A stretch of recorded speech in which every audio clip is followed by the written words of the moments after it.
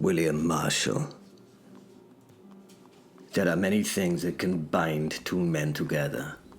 Years of friendship, shared faith, shared blood, shared hardship, or surviving the unpleasant experience of watching someone remove a sword from your stomach. It turns out that the last of these hastens matters considerably. The morning after the battle dawned with that peculiar brightness God seems to reserve exclusively for days following wholesale slaughter. Birds sang with irritating enthusiasm. Crows cawed as they fed on. The breeze carried the scent of spring flowers, as though it had somehow overlooked the hundreds of corpses we had politely left decorating yesterday's battlefield. Bastard plodded happily along the road towards Normandy. Beside me rode Gervais. He was humming a tune so badly that I was fairly certain he had invented it. Fenrir padded silently alongside our horses. No one looked at him. No one ever did. To everyone else it appeared that I occasionally glanced into empty fields and smiled to myself like a man who had suffered one too many blows to the head. Well, they were not entirely wrong on that score. So? Gervais said, eventually. So? You've still not explained the stomach. I was hoping you'd forgotten I was. I watched the sword go through you. It was a memorable sword. You bled. Aye. And then you stopped bleeding. That I did. You somehow healed? Well, I do seem to have recovered somewhat. He frowned at this. You should have fucking died, William. That wound. Well, I considered it for a moment. And what? Why, I decided against it, I did. He sighed. I tend to have a great dislike for mysterious people, William. I'm not mysterious. I beg to differ. You've got a hole in your mail and no hole in your belly, William. Where there was a hole. I repaired one of them. I'll get to the other one in time. Well, you most certainly repaired the most interesting of them, I suppose. Fenrir chuckled at this. He's proper persistent, isn't he? I like it. You seem to like everyone who attempts to stab me, you do. Not everyone. Most? I accidentally said out loud. Aye, most. I smiled, despite myself. What was that? Gervais asked. Oh, nothing. You've done it again. Done what? I don't know what you mean. You keep smiling at absolutely nothing, William. I was merely admiring the countryside. There are cows, as you can see, and they seem pleasant enough. He looked suspiciously at the cows. Don't trust them. I don't trust them. You don't trust cattle? No, they're like big geese. I nodded solemnly. A fair point it is. We rode for a few more miles in silence. I could tell that Gervais was in a quandary of sorts. Then, the Seine glittered to our right, broad and slow beneath the morning sun. Ahead of us lay the Chateau de Tonquerville, where my lord, William de Tonquerville, awaited news of the campaign. Home. At least as much of a home as I possessed at this time. So, I know you just as William at the moment. Gervais said. Aye? But, whose son are you? John Marshal. His eyebrows climbed. Ah, hopefully not the John Marshal. I'm very glad that there has only ever been one of such as he. The fellow who fought and went against King Stephen? The very same. The one who started a civil war? Well, I believe others helped. Ah, the one who was prepared to have his son killed, rather than surrender. I looked ahead. The road suddenly seemed more interesting than the conversation.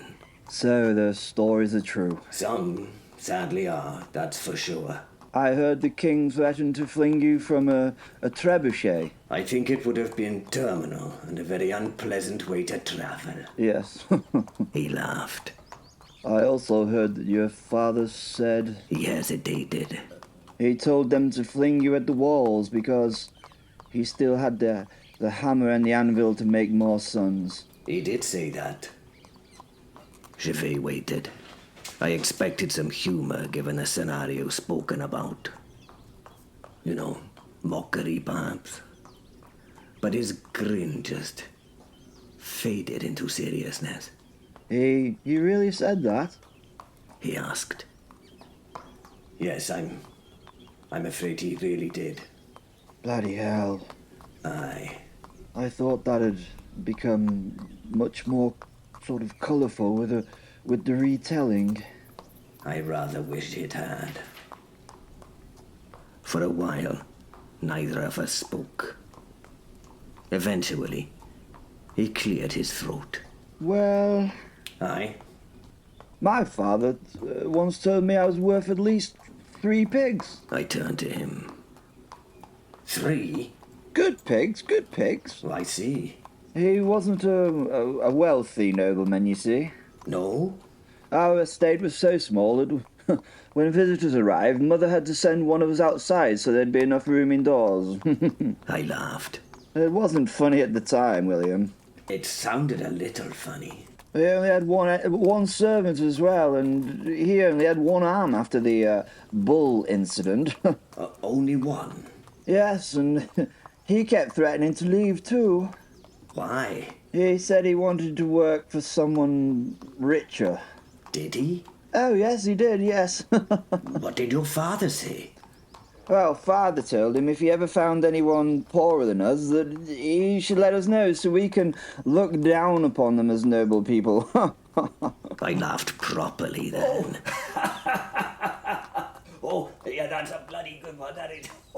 Gervais looked pleased with himself. My father maintained we were one failed harvest away from becoming peasants with unusually impressive ancestors. I think I should like your father. I genuinely don't think you would, William. Why not? Well, he'd probably try to borrow some money off you, to be honest, and you wouldn't get it back. If you were daft enough to give it him. Fenrir's tail swished behind us. He laughs easy, don't he? That's one of the reasons I like him. Oh, you already like him? I rather think I do too. Fenrir was quiet for a while. Then Why don't you tell him? I blinked. What? What do you mean? Tell him about me? I looked sideways at Gervais. He was busy trying to convince his horse not to eat a roadside hedge. No, I cannot.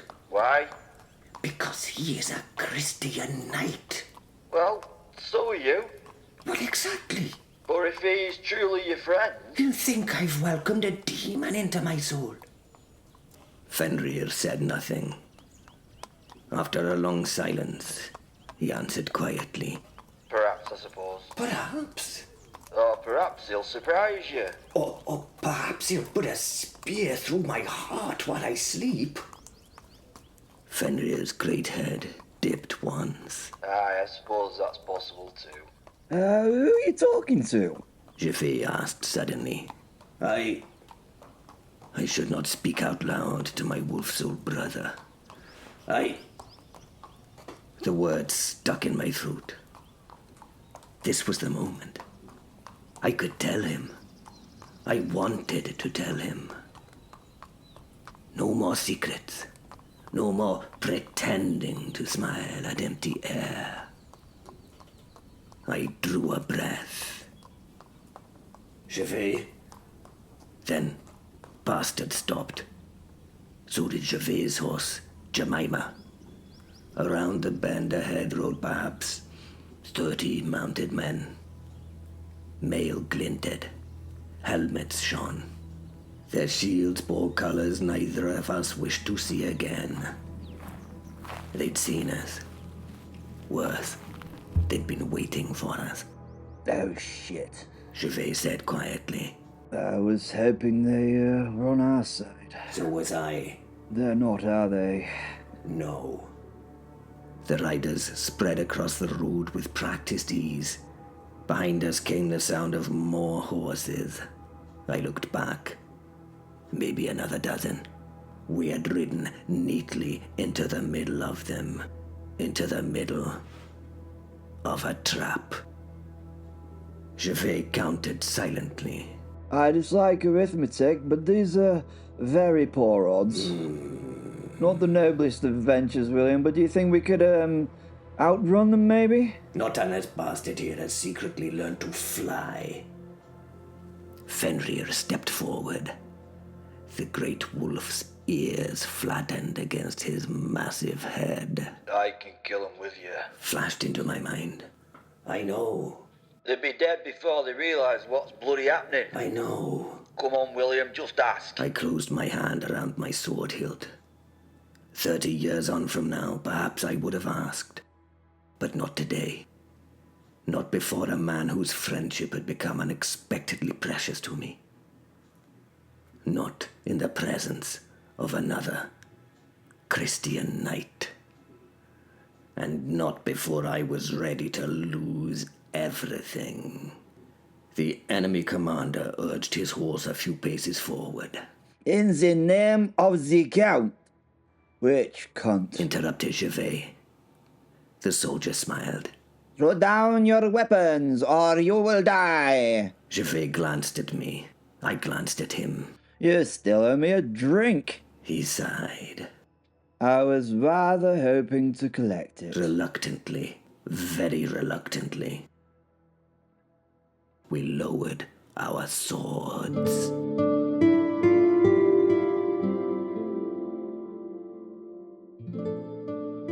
William Marshal. There are many indignities in war. Being stabbed, being trampled, being struck in the face by another man's frightened horse, being struck in the face by your own frightened horse. But of all the humiliations I have suffered over the years, I believe being tied to a tree whilst wearing only my undergarments ranks among the very worst. Gervais shared the tree with me. The soldiers had seen fit to bind us together to a tree's thick trunk. The rope had been pulled so tightly that I suspected they had once secured siege engines for a living. They had taken everything. Our swords, our mail, our shields, our boots, even poor Gervais' wineskin. The last theft had affected him far more deeply than even the loss of his own sword. Broke my heart to see him injured so. They've stolen my bloody wine. He protested. His hopes seemed to have left him at this, his greatest loss. They've stolen all our possessions, Gervais. Aye. And you're concerned about the bloody wine. It was very good wine. Aye. I must admit it was. That's because you drank most of it, William. I apologized for that already. Yes, you did. He sighed heavily. I accepted your apology, did I not? And I thank you for it. I've since changed my mind.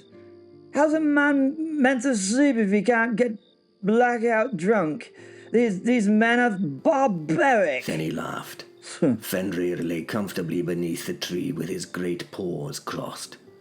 To anyone passing, I was staring thoughtfully at a patch of grass. You've chosen a right interesting friend there, haven't you? Swum into my mind. He's growing on me, I sent back in the thoughts we shared. What, like fungus? I was thinking more like ivy. Fungus is proper more dependable though, isn't it? I smiled. Gervais noticed. There you go again. What? What do you mean? Smiling at absolutely nothing. Why, I remembered something amusing, that's all. I hope it didn't involve my wine. Well, it did, actually. You're a terrible man. We laughed again.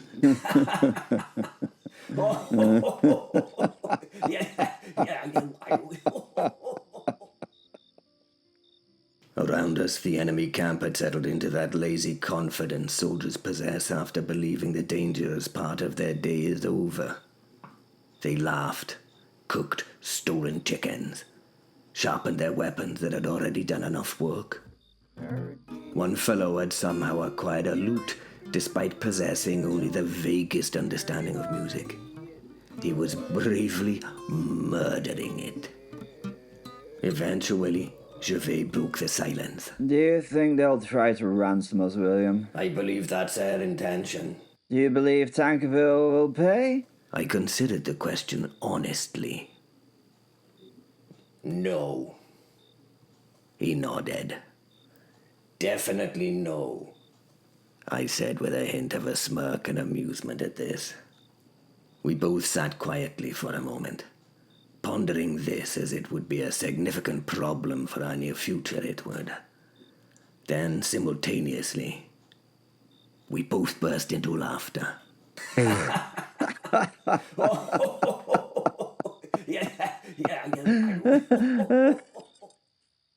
One of the guards looked over suspiciously. You two over there, what's so funny, huh? He barked at us. Nothing. Gervais replied cheerfully. We were discussing our market value. I arrested 3 pigs, apparently. The guard frowned. What? Market? Huh? What? He was not very bright, this one, I'd have to say. Gervais looked at me. Oh, what do you think I'm worth, then? 3 pigs? I tilted my head. What, you mean as a knight? Aye, of course as a knight. You're taking far too long to decide, you bastard. Why, I'm trying to be generous, I am, you see. I do appreciate such. Perhaps, 3 cows. Just 3 cows? Well, they would be good cows, I hoped for at least 4. he said, pretending to be hurt by my decision. You've had a difficult day, you have, You're right, I have. he said, regarding me and smiling. I've adjusted for the bruising, you see. He nodded thoughtfully. Ah, seems fair. And me? I asked him. You, let's see. He looked me up and down. 1 horse. And a damn decent one at that, I say. I've gone up in the world. I'm not saying a particularly expensive horse. Ah, One with oodles of spirit, yes. oh, I see. But, you know, one that's probably difficult to feed. Bites without warning every now and again, you know. We laughed again.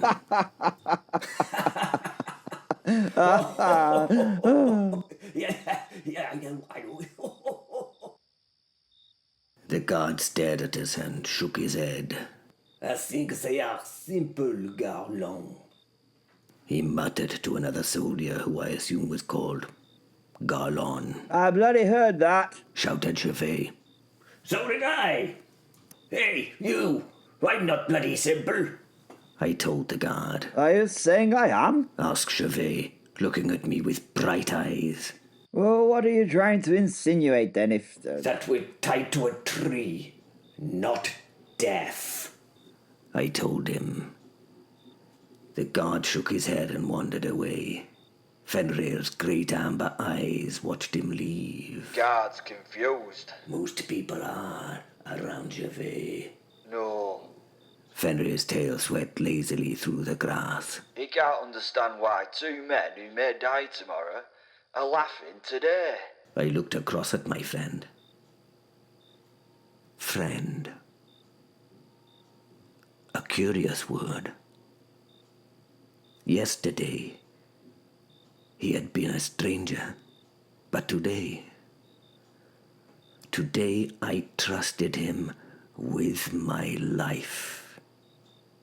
And perhaps that is how friendship truly begins. Not over years, but over shared danger, shared fear, shared laughter. You've chosen well. Came the thought of the giant wolf soul. I do hope so, Fenrir. I do hope so. He'd die for you, you know. We've only just met, we have. Time's not a measure of loyalty. Before I could answer, a wineskin bounced off my shoulder. It was empty. A soldier stood belched and staggered towards us from those sat around the fire. He was broad as an ox and walked with all the elegance of a collapsing windmill. His face was red with drink, and his eyes had given up attempting to focus. He tried to piss on us, but he reached into his uniform and held his pissing organ, but forgot to take it out before releasing his gush, which filled his boots like a stinking waterfall. He did not seem to notice or care. So, He leaned in very close to Gervais. these are Lord Tankerville's mighty knights, are they? Ha! His companions laughed. He poked Gervais in the forehead. I expected bigger, you know. I usually am after breakfast. Gervais replied. The laughter stopped. The soldier's smile disappeared. He struck Gervais across the face with the back of his hand. Hard. Fresh blood wet the lips at the corner of Gervais' mouth. I wouldn't do that, I said quietly. The soldier ignored me.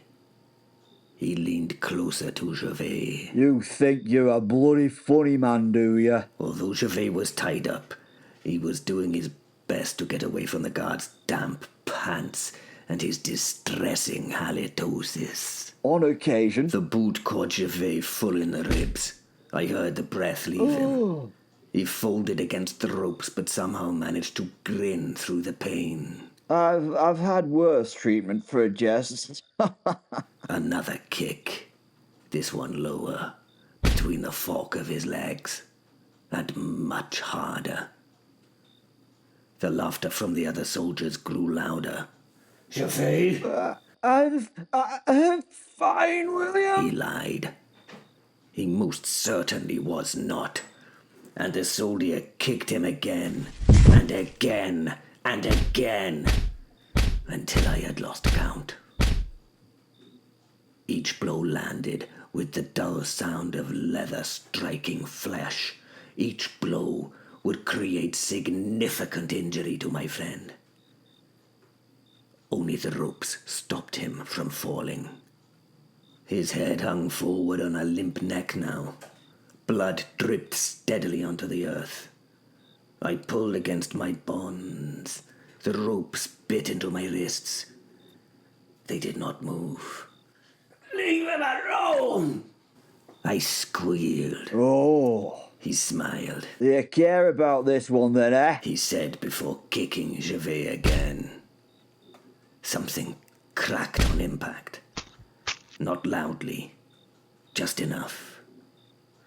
I knew that sound. Broken ribs. Gervais coughed. Bright red blood splashed onto the grass. The smile had finally left his face. He whispered something, ignoring the soldier drawing a foot back again. What? I asked him. You, William. He coughed again. More phlegm and blood fell onto the grass at the base of the tree. You still bloody owe me. Another cough. A drink. Another kick struck home. And through the suffering of my friend, I had reached my limit. And that was enough. Fenrir stood, very slowly. His hackles rose. The air itself seemed colder. William, I know. if we do this, I know. he'll see the real us. I know this. The others will see the real I us. know this too. The soldier drew back his boot once more, this time moving to line up the kick for Gervais' head. Fenrir's voice became something ancient, something vast, something that had once hunted beneath stars no man remembered. Enough. I closed my eyes. I could save my secret, or I could save my friend. There was never truly a choice. Enough, I whispered. Fenrir lowered his great head. Together, I smiled. Despite everything. Always. And with that, the world changed.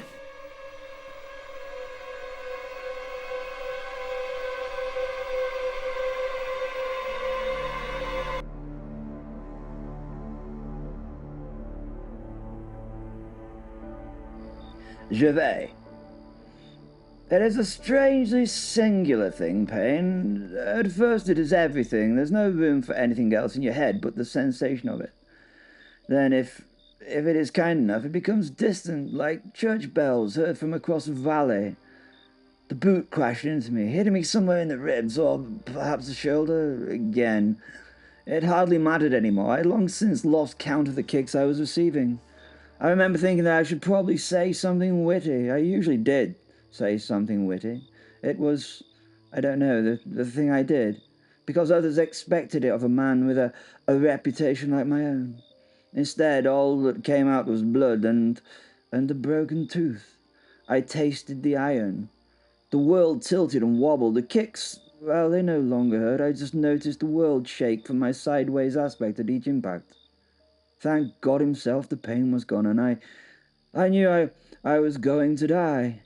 I felt truly thankful in that moment. And then someone was shouting. William, I think it was William. Then silence, not true silence, the sort of silence that arrives just before a storm tears the roof from your house. The soldier standing over me suddenly stopped smiling. His mouth fell open and his eyes fixed upon something beside me. No, not beside me, beyond me. His face drained of every colour God ever had invented. I tried to turn my head. My left eye had swollen almost completely shut. My right refused to focus properly. I blinked. William was there, and then he wasn't. There was no flash of light, no bolt from heaven, no explosion. The young knight simply ceased. For the briefest heartbeat, he dissolved into black mist. Not smoke. Smoke rises. The darkness flowed as though it possessed purpose. It folded in upon itself, gathered, became something. It stood where William had been. It was enormous. 24 hands high, perhaps more, broad enough to make an ox appear underfed. Its fur was blacker than a moonless midnight. Its eyes, God preserve me, its eyes burned as if they held the flames of hell itself. No, not like fire, like the very stars hated you. The soldier made a tiny sound, not a scream, a child's frightened whimper. Then the creature moved. I had no memory of it crossing the distance between them. One moment it stood beside me, then the next, a tearing, crunching sound, and then a falling mass. The soldier simply stopped existing in any useful sense. I was sprayed with a warm shower of, then there came the sound, screams, terrible sounds, screams, bones breaking, men screaming, horses shrieking, screams, canvas tearing, someone praying, someone begging, someone calling desperately for their mother, but mainly screams. The great beast roared. No, that's the wrong word. A lion roars. Thunder roars. This was older. It was the sound of something that had hunted mankind long before mankind had learned to fear wolves. I tried to look, I did, but the world refused. Everything doubled, then trebled. My head lolled against a tree. I caught glimpses. A huge black shadowy shape moving impossibly fast. A man lifted bodily from the ground. A pair of jaws with knives for teeth closing around his head and neck, worrying the head free and gulping it down as the rest of the torso was thrown yards clear, collapsing another tent, and a man who was brave enough to draw a bow. I saw the arrow fizz from the bow, and it hit the creature straight in the chest with a thunk. It looked at it, confused, then simply plucked it from itself before slowly moving towards a man who was busy limping and screaming, trying to get away from the demon. The demon walked him down slowly and swatted him with a sickening crunch into the darkness. Around me there was blood, bile, bodily fluids, and how would you describe it? Bits. I mean, I've seen battlefields, but This was bits of men, so much blood. I heard laughter, No, not laughter, no. Growling, deep, contented, almost joyful. Dear Lord, it enjoyed this.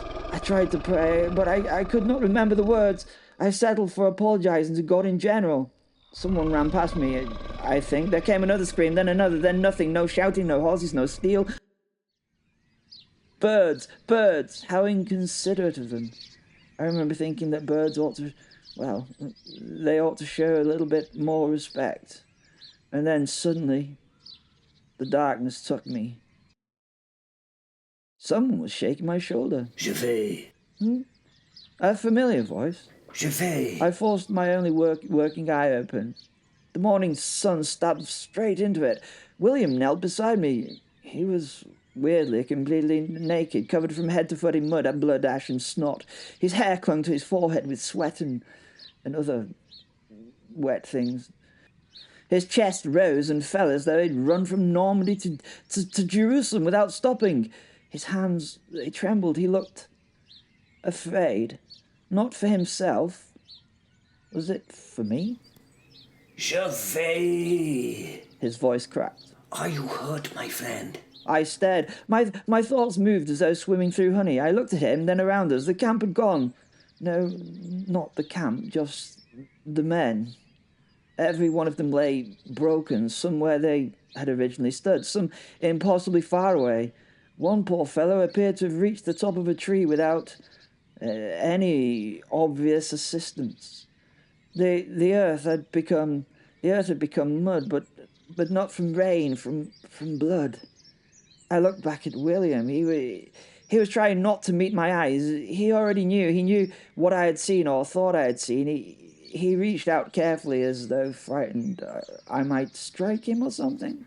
Je vais. There was such sadness in his face, such guilt, such hope. I realized then that he was waiting to discover whether he had lost something far more precious than a secret.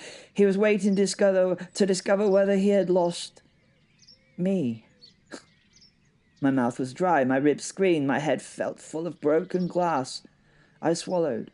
My voice came out as little more than a whisper. William. He looked up. What? I struggled to find the words, not because I did not know them, because I wished with every fibre of my being that I did not, need to ask them. What in hell? I looked into those gentle blue eyes of his, the same eyes, the eyes of the man who had promised to buy a drink for me. What the hell are you? William did not answer. He just dropped his chin to his chest. He couldn't maintain eye contact. For the first time since I had met him, the man, the boy, I was afraid of my friend.